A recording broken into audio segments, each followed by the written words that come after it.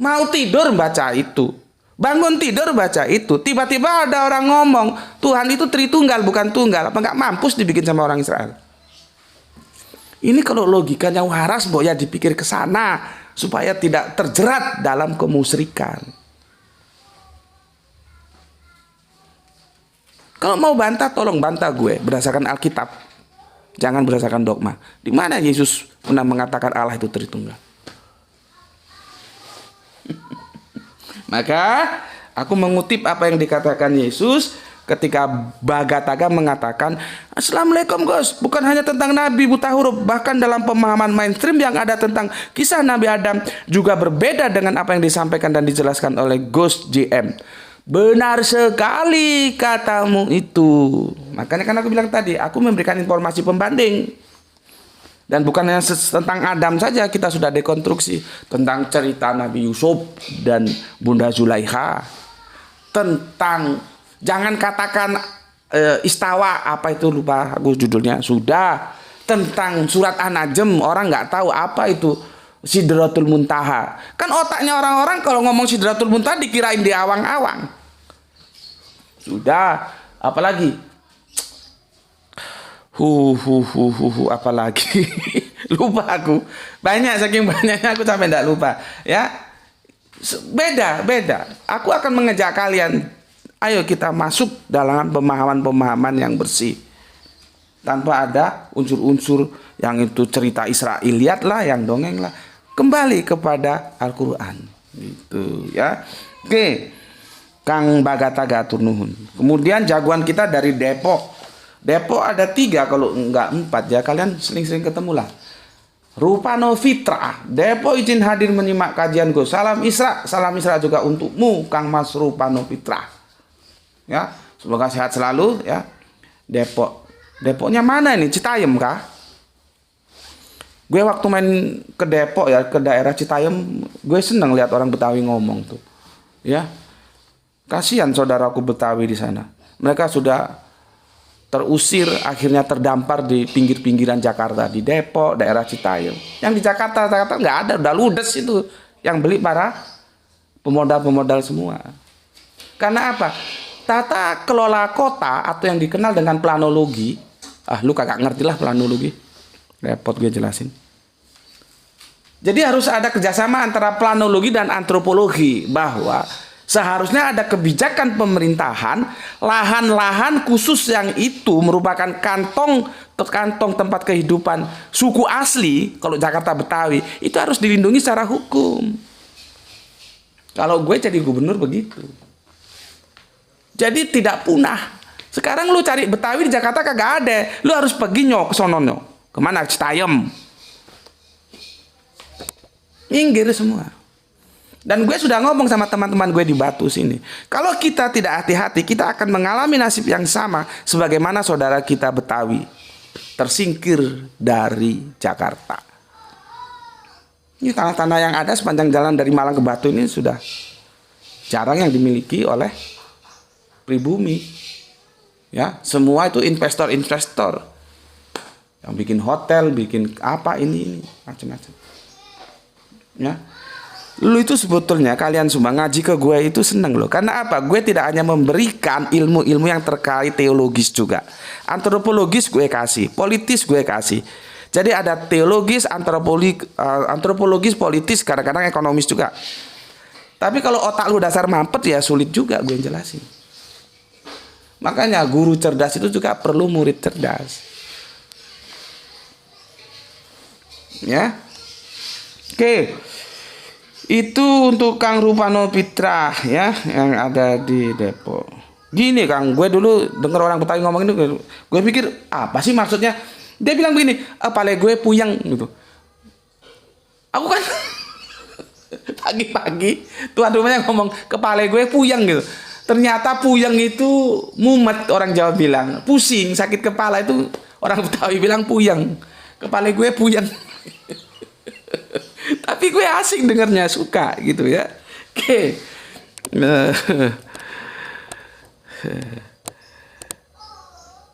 Kemudian Kang Abdul Muluk dari Deli Serdang. Assalamualaikum, waalaikumsalam. Deli Serdang izin Nyimak Gus, monggo-monggo. Gas full. Suruh ngegas katanya Kang Abdul Muluk. Oke, mantap. Semoga kecepatanku memberikan informasi juga diimbangi dengan kecepatan kalian menerima informasi ya. Karena berdasarkan advice dari Kang Abdul Muluk ya, suruh gas full. Jadi kata pol dalam bahasa Indonesia yang juga Jawa, pol itu berasal dari pool. Gaspol. Masuk dalam Inggris gaspol. Ya. Potro itu dari bahasa Inggris masuk ke Jawa jadi potro, padahal petroleum, OPEC. Organisasi Petroleum Economic Country atau apa gitu ada. OPEC dulu ya. Jadi potro dalam bahasa Jawa itu berasal dari petroleum. Oke. Kemudian Kang Abdul Rio Aka Jakarta Selatan hadir Gus. Oke, matur thank you Rio Aka. Gimana kabarmu? Semoga sehat selalu. Jangan lupa banyak-banyak makan vitamin ya, supaya kuat menghadapi hiruk pikuknya kehidupan ini ya. Itu pesanku untuk Rio Aka. Kemudian tuh GNR ya, Gun and Rose. Arema tidak kemana-mana tapi ada di mana-mana. Mantap, salam satu jiwa ya, Gurem and Rukem. Kemudian bapak kita Kepo Mania Randu Belatung, nyimak selalu kawan dari Kepo Mania Randu Belatung, Blora, Jawa Tengah. Mantap. Untuk Kang Mas Burhanuddin kalau berkenan silahkan dikirim nomor WA-nya, nanti aku gabungkan dengan teman-teman dalam kajian Salam Isra ya. Kita punya grup sekarang, grup kajian. Tapi kalau berkenan, kalau nggak berkenan ya nggak apa-apa. Di sana pertarungannya lebih seru ya, karena kita bisa blak-blakan. Di sini aja blak-blakan, apalagi di sana ya. Blak-blakan saja. Apa maumu? Kan gitu kata Dul Sumbang. Blak-blakan saja. Monggo Kang Mas Burhanuddin, Kepo Mania Randu Belatung, kalau memang berkenan silakan kirim nomor WA-nya, nanti aku masukkan grup ya. Dan ini berlaku untuk yang lainnya juga ya, silakan saja. Kemudian Bapak Iwan Tamim Tangerang hadir Gur, salam Isra juga untuk Pak Iwan Tamim yang ada di Tangerang ya. Semoga sehat selalu Pak G. Salam untuk keluarga, untuk istri tercinta, untuk anak, untuk cucu ya. Menyambut hari tua dengan sebuah kegembiraan ya. Oke. Kemudian orang asing, nyimak Gus, monggo silakan. Hermana Nata Wijaya, kumaha pawartos nak Kang Damang atur nuhun Kang. Ini yang punya Jogja, Kang Mas Edi Margono. Assalamualaikum warahmatullahi wabarakatuh. Waalaikumsalam ya. Kepo Mania 2 kali ya. Gus, salam Isra. Nggih, sami-sami Kang Mas, salam Isra juga, Islam rasional untuk semua saudaraku yang ada di Randu Belatung ya. Itu masuk Pantura itu kan, Randu Belatung, Blora, Jawa Tengah itu ya. Ada sastrawan terkenal ya dari sana ya. Pramudia Anantatur itu sosok yang terkenal. Oke, kita lanjutkan Kang Mas Didi dari Brebes ya. Assalamualaikum, waalaikumsalam. Nyimak Gus, monggo.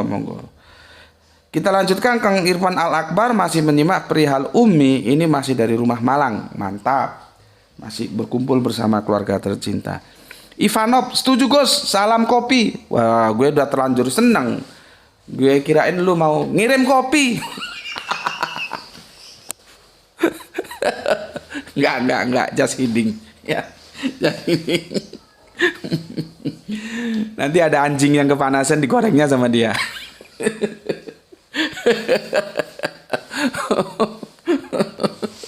Salam kopi. Oke, matur nuwun, terima kasih untuk Ivanov, nggak tahu kamu ada di mana ya. Oke. Kemudian lagi untuk mantan Sapir, ini senior, ini lama dia, tapi ya gitu. Datang pergi ya terserah lah ya, mau datang bermulan sesuka-sukamu lah. Assalamualaikum, waalaikumsalam warahmatullahi wabarakatuh. Hadir nyimak Gus. Apa ini komennya? Terlepas Rasulullah Muhammad Shallallahu Alaihi Wasallam melek huruf atau buta huruf, faktanya kecerdasan Rasulullah Muhammad Shallallahu Alaihi Wasallam sangat cerdas sehingga mendapat gelar patonah.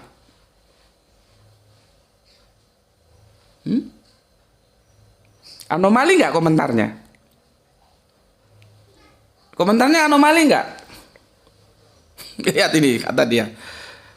Ya, terlepas Rasulullah Muhammad SAW melek huruf atau buta huruf, artinya dia cari aman. Ya, dia tidak mau menyimpulkan melek huruf atau buta huruf. Ya, faktanya kecerdasan Rasulullah Muhammad SAW sangat cerdas sehingga mendapat gelar patonah. Anomali nggak komentarannya? Ya, cuman sayangnya dia di depannya dia tidak menjustis, jadi agak sulit. Makanya aku bilang dia ambigu. Kalau dia menjustis, ya, Kanjeng Nabi Muhammad itu buta huruf, maka itu jelas anomali. Ya, tapi kalau lihat dari komentarnya, dia pada posisi yang buta huruf. Ya nggak apa-apa ya, karena kan dia masih dalam proses belajar. Katanya begini, sengaja Allah Subhanahu wa ta'ala memprogram Rasulullah Muhammad. Memprogram apa? Ummi. Dari sini semakin ketara, dia tidak mempunyai presa posisi yang kokoh. Kalau dalam perdebatan ini sekali tendang selesai. Ya, aku sering bertemu dengan banyak orang, aku bisa lihat dari 5-10 menit cara dia ngomong. Aku bisa lihat ini presa posisinya kuat nggak ini. Perlu sekali tendang atau perlu 3 kali tendang baru dia bisa sadar. Aku begitu. Aku biasanya dari pendengar dulu, tak liatin, tak perhatikan gitu ya. Nah kalau segini ini cukup 1 kali tendang, runtuh. Karena dia punya presa posisi tidak kokoh. Ya, tidak kokoh. Ketidakkokohannya mana? Pertama, dia ambigu antara melek huruf dan buta huruf. Tapi walaupun begitu, ya, kita bisa lihat ini namanya logika kalimat, ya. Dia mengatakan ummi tanpa diterjemahkan. Itu cari aman namanya. Justru yang jadi perdebatan kita, ummi itu apa? Misalkan kemarin lama aku pernah memberikan kajian di teman-teman. Jadi kalau ada kaderisasi Mubalik Muhammadiyah KMM ya, itu aku ditugasi untuk memberikan kajian-kajian kristologi dan segala macamnya ya. Tapi biasanya aku yang kristologi. Aku jelaskan ke teman-teman kaderisasi Mubalik Muhammadiyah itu. Jadi okem-okem gini juga ngajar mereka yang akan dilepas di lapangan sebagai generasi mubalik. Gitu loh. Okem-okem gini gue ngajar mereka.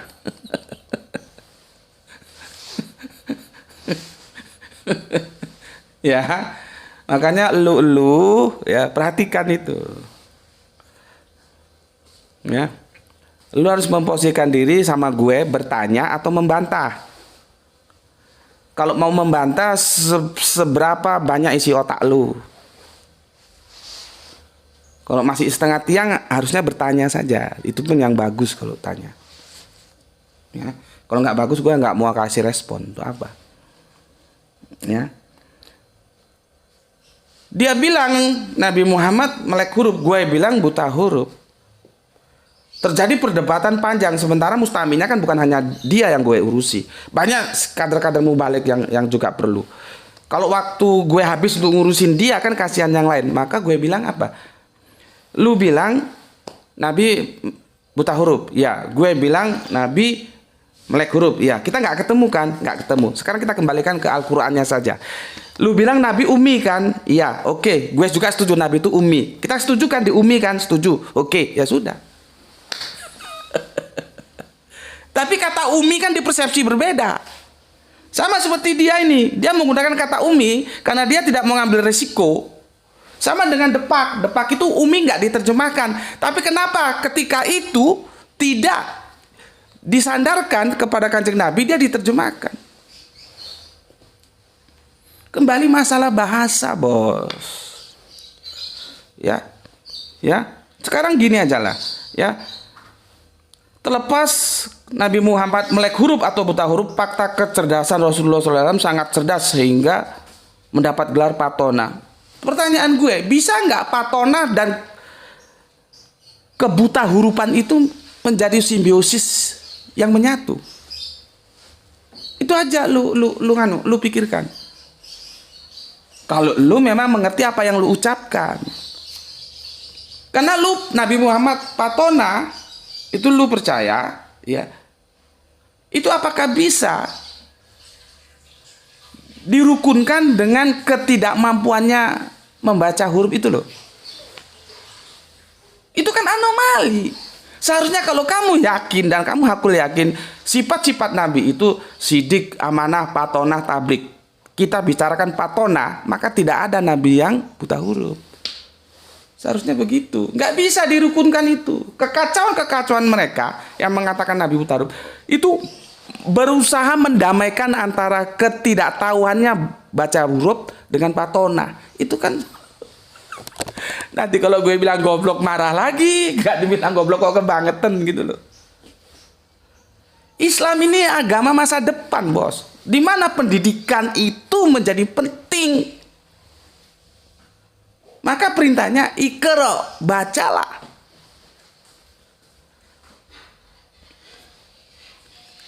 Entah si Sapir ini lihat nggak penjelasan gue dari sudut antropologisnya. Ini cucunya presiden, bos. Kalau sekarang itu presiden. Kakeknya tuh penguasa Makkah. Ini cucunya presiden, bos.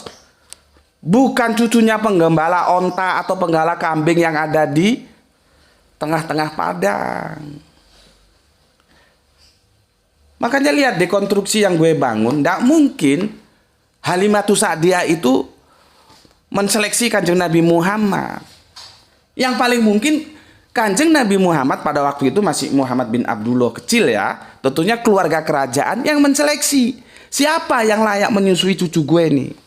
Tapi kan lu semua sudah dibodohi oleh cerita dongeng seperti itu. Coba otak lu pakai. Kalau seorang presiden mencarikan ibu susu terhadap cucunya, itu yang menyeleksi yang mana? Yang menyeleksi itu adalah tugas-tugas yang diembankan kepada orang-orang kepresidenan atau orang yang mau jadi ibu susunya. Ah, ini cucu presiden ya, nggak mau gue. Gitu.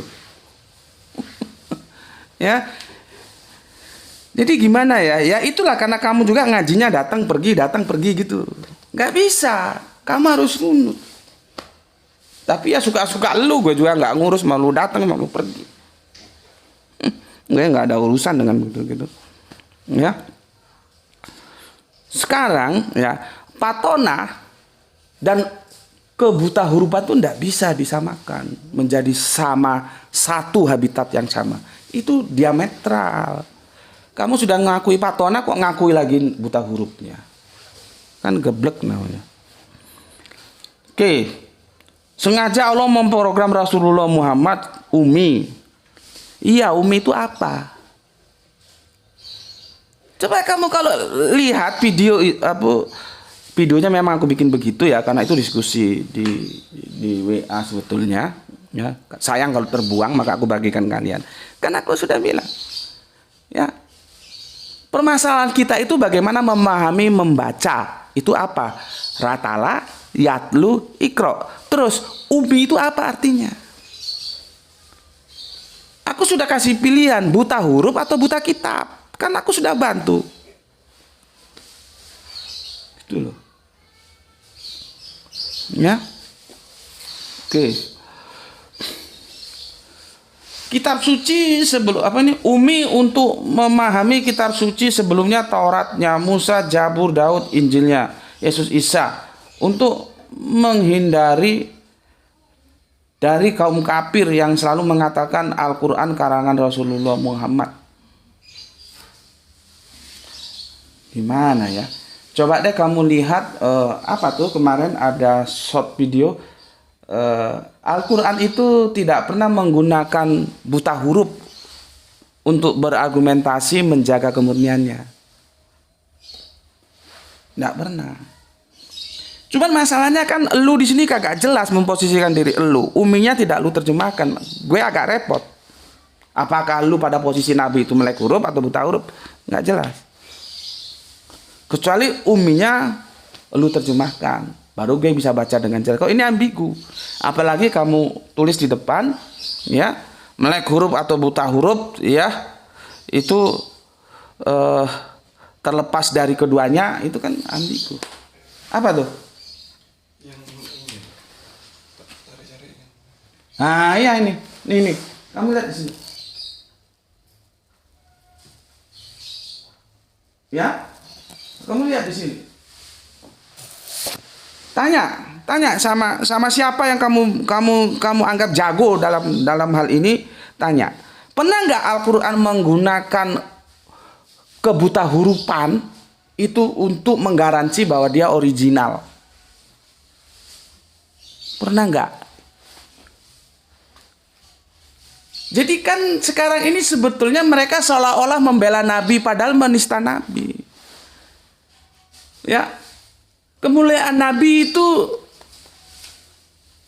ya, bisakah terjaga dengan mengatakan buta huruf? Aduh, kok kebangetan gitu loh. Sekarang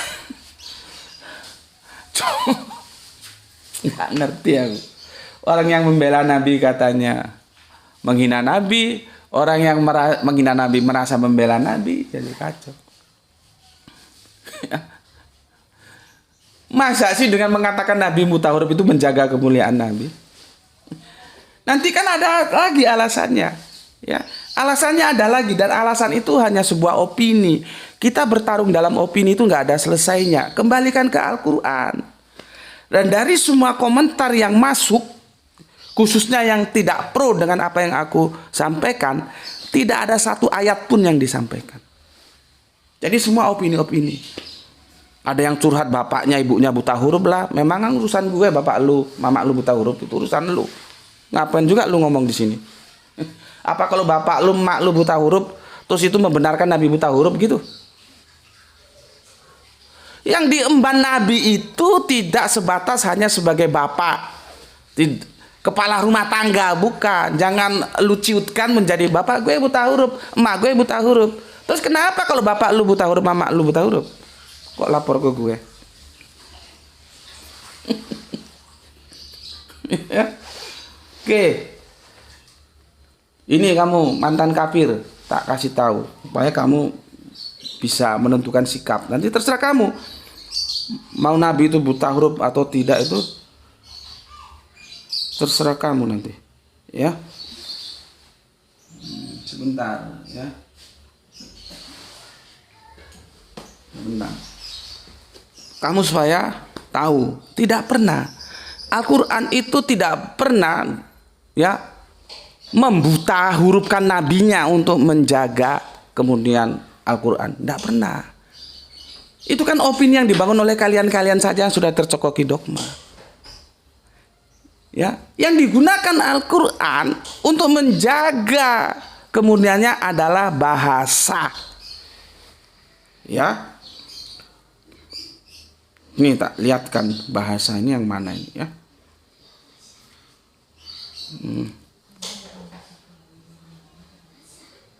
Sebentar ya. Ini yang pertama nih, nanti tak cari lagi ya. Surat 4144. Gini. Dan sekiranya Al-Quran kami jadikan sebagai bacaan dalam bahasa selain Arab, niscaya mereka mengatakan, mengapa tidak dijelaskan ayat-ayatnya? Apakah patut Al-Quran dalam bahasa selain bahasa Arab, Arabiun maksudnya, sedangkan Rasulnya Arabiun? Katakanlah Al-Quran adalah petunjuk penyembuh bagi orang-orang yang beriman, dan orang-orang yang tidak beriman pada telinga mereka ada sumbatan. Dan Al-Quran itu merupakan kegelapan bagi mereka.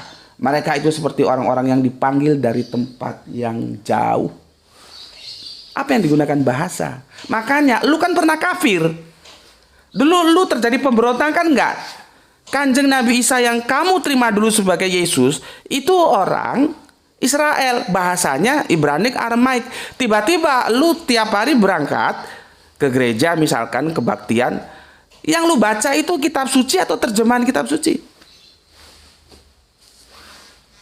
Coba otak lu buka. Aku ingin lu menjadi mualaf yang tangguh gitu loh, bukan mualaf kaleng-kaleng yang ditendang gelondang sana sini. Aku ingin lu itu menjadi sosok yang bisa aku banggakan setelah ngaji di sini. Lu cerdas, bukan mualaf kaleng-kaleng yang ditendang gelondang sana, tendang gelondang sini. Jadi otak lu buka. Gue sudah kasih tahu lu, Al-Quran menggunakan bahasa untuk menjamin originalitasnya, bukan buta huruf. Makanya kemarin itu Abdul Somad salah ketika dia mengutip surat 62, surat Jumat ayat surat Jumat 62 ya. Kalau koreksi kalau aku salah, ayat yang kedua. Kok dia bilang Allah mengatakan Nabi buta huruf? Justru di ayat itu yang buta huruf itu bukan nabinya. Orang Nabi disuruh membacakan, kok nabinya buta huruf gimana? Paham lu? Bahasa yang digunakan. Lu kan harusnya lu dulu mengalami pemberontakan. Yesus ini orang Israel, bahasanya Aramaik, Ibrani, tapi kok kitabnya gue baca bahasa Indonesia? Itu berarti bukan kitab suci, karena kita sudah pernah mengkaji terjemahan kitab suci itu bukan kitab suci. Jadi yang lu pegang selama lu masih kafir itu terjemahan kitab suci, bukan kitab suci. Jadi jangan berbicara masalah otentik. Jelas? Nih gue kasih lagi satu ayat. Seharusnya diskusi itu begini, perang ayat kita. Ya. Mana tadi ya? Nih ya surat 16 ya 103. Dan sesungguhnya kami mengetahui bahwa mereka berkata, sesungguhnya Al-Quran itu hanya diajarkan oleh seorang manusia kepadanya, kepada Kanjeng Nabi. Terus dilanjutkan, bahasa orang yang mereka tuduhkan Muhammad belajar kepadanya adalah bahasa ajam. Padahal ini Al-Quran ini adalah bahasa rumpun Arab yang jelas. Tahu, bahasanya beda. Gimana kok dibilang diajarkan? Gue nggak tahu ini saudara-saudaraku ya. Kang Abdul Somad sama siapa itu? Hadi Hidayat pernah baca ini enggak? Pernah baca ini enggak? Seharusnya baca dong. Jangan justru menyampaikan sesuatu yang jadi umat itu tergelincir. Nabi itu melek huruf kok. Ya. Oke. Sampai mana tadi? Udah berapa ini? Hampir 1 jam. Ya. Jelas ya, mantan kafir ya. Jadi kamu harus menjadi mualaf yang tangguh. Jangan mualaf kaleng-kaleng. Kalau kamu jadi mualaf kaleng-kaleng mending keluar, jangan ngaji di sini. Kalau mau ngaji di sini jadi yang tangguh. Belajar sungguh-sungguh. Jangan katanya. Rujukannya apa? Kalau sudah berbicara agama itu Al-Quran dan hadis. Atau disebut sunnah. Maka aku mengatakan Al-Quran menurut sunnah Rasul itu. Bukan cerita orang. Cerita orang atau opini-opini bisa saja kita ambil. Sejauh itu tidak bertentangan terhadap Al-Quran dan As-Sunnah. Jelas lu, gue kasih tahu.